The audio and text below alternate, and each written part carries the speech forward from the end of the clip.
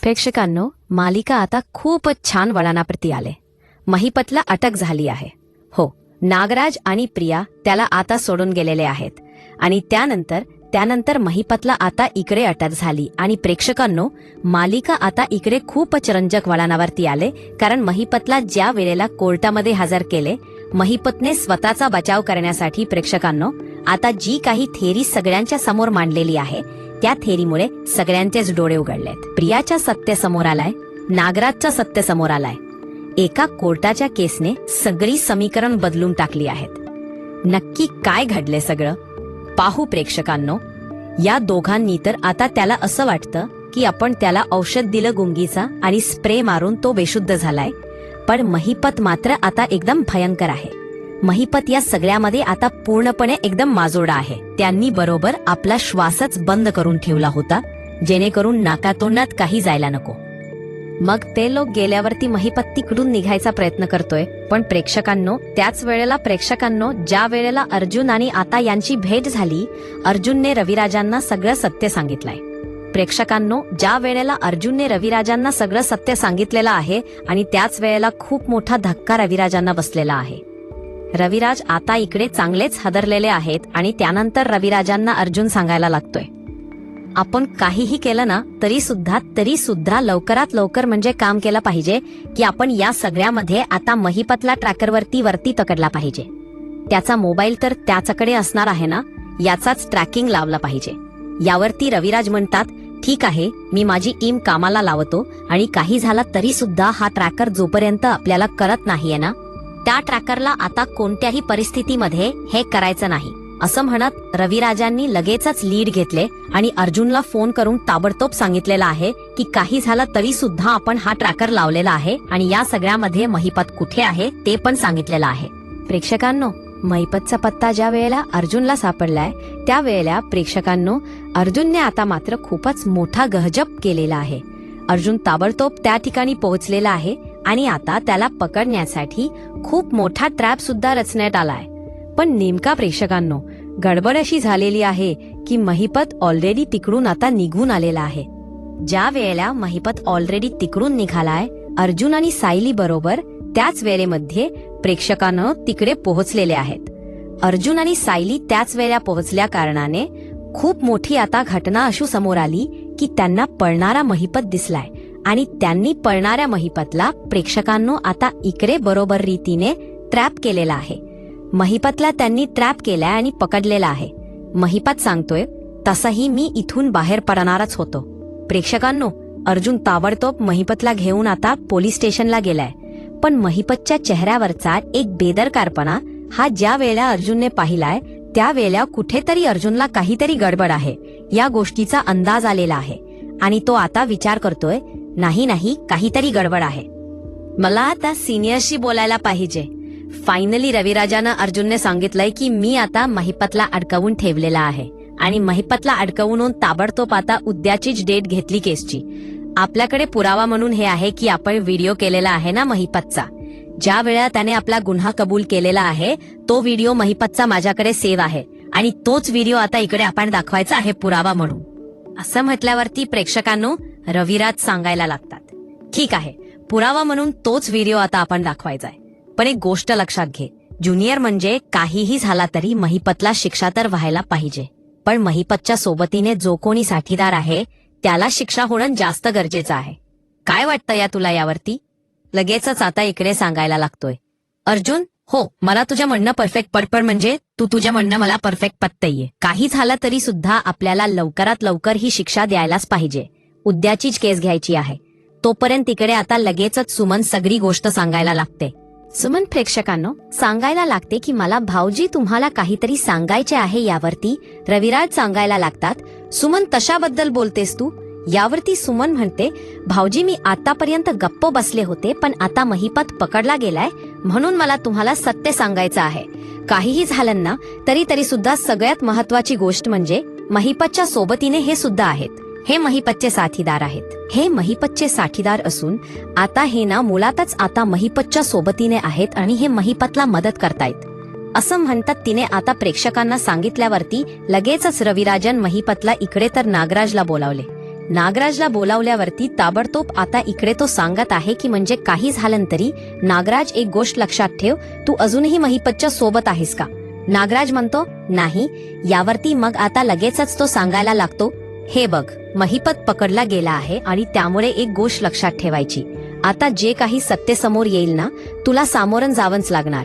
आता प्रेक्षकांनो, महिपत पकडला गेलाय, उद्याची केस आहे. ही गोष्ट आता ज्या वेळेला इकडे समजलेली आहे, म्हणजे आता प्रतापला आणि बाकी सगळ्यांना सगळ्यांच्या धाबेत आणले.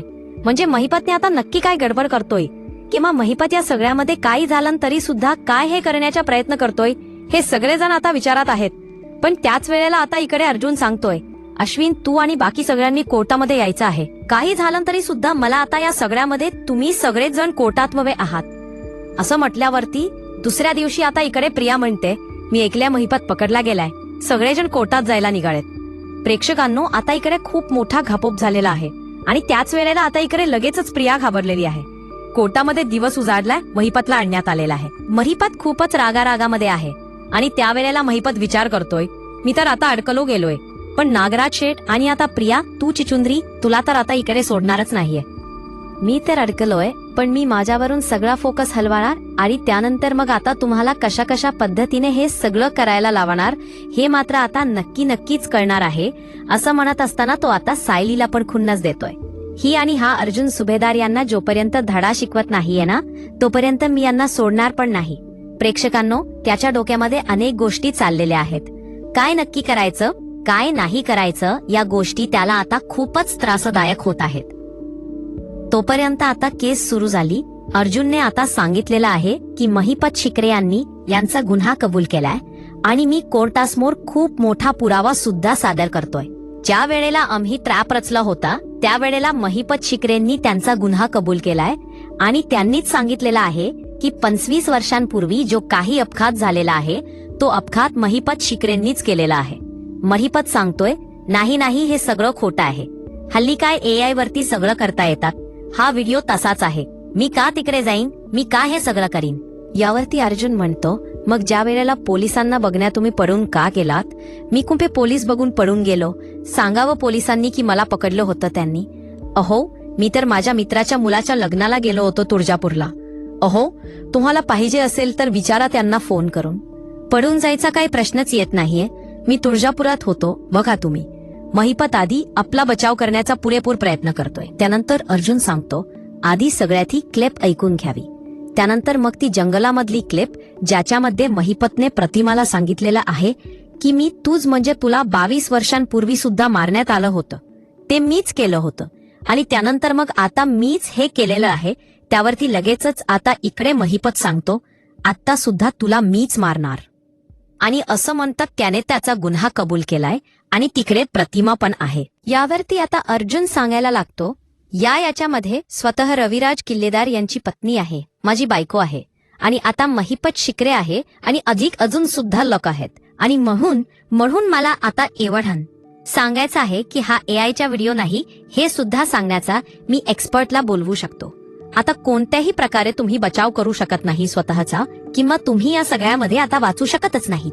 काही झाला तरी सुद्धा मी तुम्हाला वाचूच देणार नाहीये. यावरती महिपत म्हणतो, ठीक आहे, केलं मी.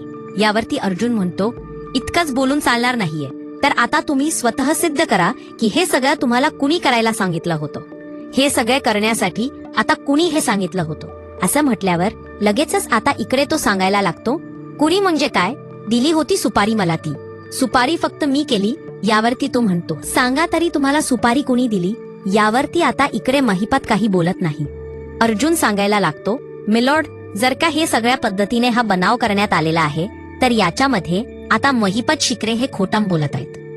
हे 100% महिपत शिकरेने ते नाव सांगावं असं म्हटल्यावरती मग आता प्रेक्षकांनो महिपत सांगायला लागलेला आहे. महिपत जोराजोरात ऊर बडवतोय आणि महिपत जोराजोरात ऊर बडवून आता सांगतोय, हो मीच केलं हे सगळं. पण मला सांगणारा कोण होता? तर मला सांगणारा होता नागराज शेठ.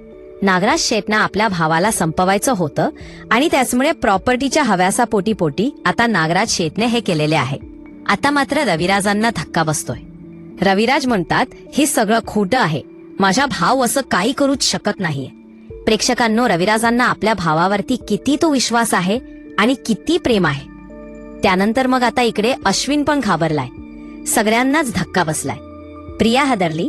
म्हणजे प्रेक्षकांनो, आता इकडे प्रियाला मोठा धक्का बसलेला आहे की जर आपलं नाव आलं तर नाही नाही काय करायचं. आणि त्यानंतर मग आता प्रिया इकडे महिपतकडे कडे बघते आणि आता ती विचार करते इथून पळून गेलेल्यांचं बरं. आणि त्याच वेळेला महिपत सांगायला लागतो, हो मी 22 वर्षांपूर्वीच सगळं सत्य सांगतो. एक दिवस नागराज शेठ माझ्याकडे आले. नागराज शेठ माझ्याकडे आले आणि त्यानंतर मग आता नागराज शेठ म्हणाले की काय, महिपत शेठ मला आता काही म्हणजे हेच नाहीये. माझा भाऊ तर मला कोणत्याही बाबतीत काही सपोर्ट्स करत नाहीये. मला तर खूपच मोठा धक्का बसलेला आहे आणि त्यामुळे आपण त्याला संपाळा तर प्रॉपर्टी माझी, तुझा हिस्सा तुला आणि मग मी काय.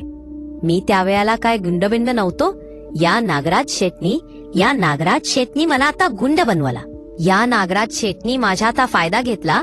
आणि अजून एक गोष्ट तुम्हाला माहित नसेल की इतकण करून हा गप्प नाही बसला, तर त्याला समजलं होतं की मी या सगळ्यामध्ये आता त्याची मुलगी वाचली. मग त्याने काय केला, इतकंच करून तो थांबला नाहीये, तर त्याने आता खूप मोठा गजब केलेला आहे. आणि आता त्यांनी खोट्या त्याच्या पोरीला पण तिकडे पाठवले प्रॉपर्टी हडप करण्यासाठी. आता मात्र अजून धक्का बसलेला आहे. अर्जुन म्हणतो, 1 मिनिट, काय बोलताय तुम्ही? अर्जुनला पण हे सगळं नवीन आहे. म्हणजे तुम्ही केसला कुठेतरी भरकटवताय का? यावरती तो सांगायला लागतो, नाही मी आता खऱ्या अर्थाने सगळं खरं सांगतोय. मी जे सांगतोय तेच खरं आहे. मुलातच ही जी कोणी तन्वी म्हणून आहे ना, ही तन्वी नाहीच आहे. ही तुमची आता पूर्णपणे आहे. ती म्हणजे प्रिया. ही प्रिया आहे आणि ही तन्वी नाहीये. तुम्ही कशीही ओळख पटवून घ्या. हा नागराज सेठचा प्लॅन आहे. प्रेक्षकांनो, आता मात्र साम दाम दंडभेद सगळ्याच गोष्टी इकडे समोर आणत खूप मोठा गहजब करायचं ठरलेलंच आहे. आणि ठरल्यानंतर मग मात्र शांत बसायचं नाही. असं म्हणत महिपतने जो काही मोठा आता गहजबच केलाय, गहजब. आणि त्यानंतर आता रविराज सांगतात, महिपत काय बोलतोयस भाऊ, आता बोलतोयस ही मुलगी. यावरती महिपत म्हणतोय, नागराज शेठ बोलू का सगळं यावरती. आता रविराज तो सांगतोय, रविराज तुम्ही किल्लेदार, तुम्ही खूप साधी भोळी माणसं आहात. तुम्हाला हे छक्के पण जे माहीत नाहीयेत. या तुमच्या भावाने तुम्हाला मारण्याची सुपारी दिली होत. तुमच्या भावाने तुम्हाला मारण्याची सुपारी दिली.